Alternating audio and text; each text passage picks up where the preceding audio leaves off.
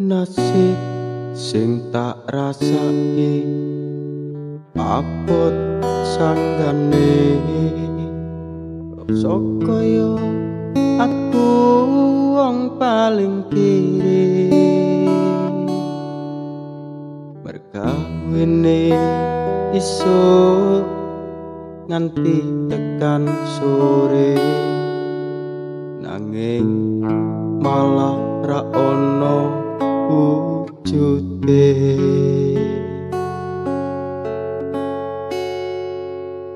ora iso nuruti karepe ati mergo pondo aku ra duweni sekolah dhuwur ukuran jamane mung pondo roko yakin ati iki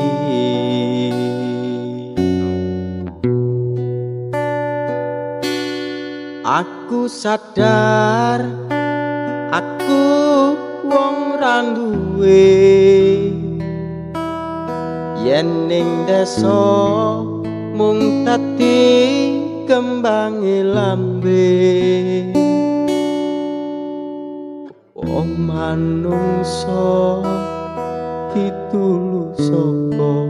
donyane bejane sing duwe bejane sing kere aku sadar aku wong ra duwe yen ning desa mung dadi kembange lambe apa manungsa ditulus saka donyane bejane sing duwe bejane sing kere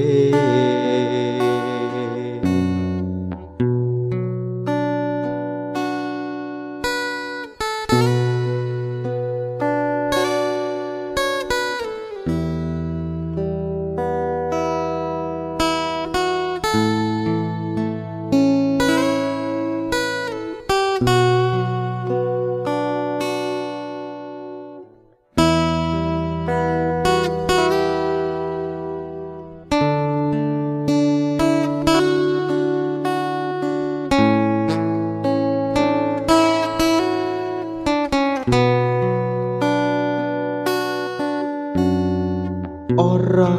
iso nuruti karepe ati mergo pondo aku ra duweni sekolah dhuwur ukuran jamane mung pondo roko yakin ati iki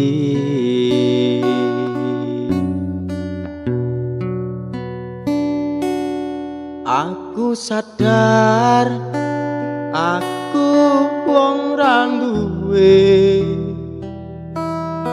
yen ning desa mung dadi kembange lambe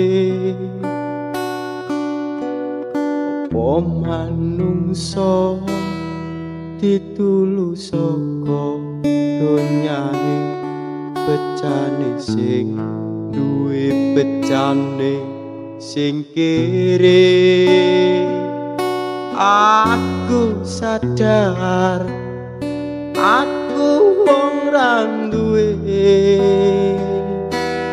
yen ning desa mung dadi kembange lambe apa wong manungsa ditulu saka donyane becane sing duwe becane sing kere becane sing kere becane sing kere becane sing kere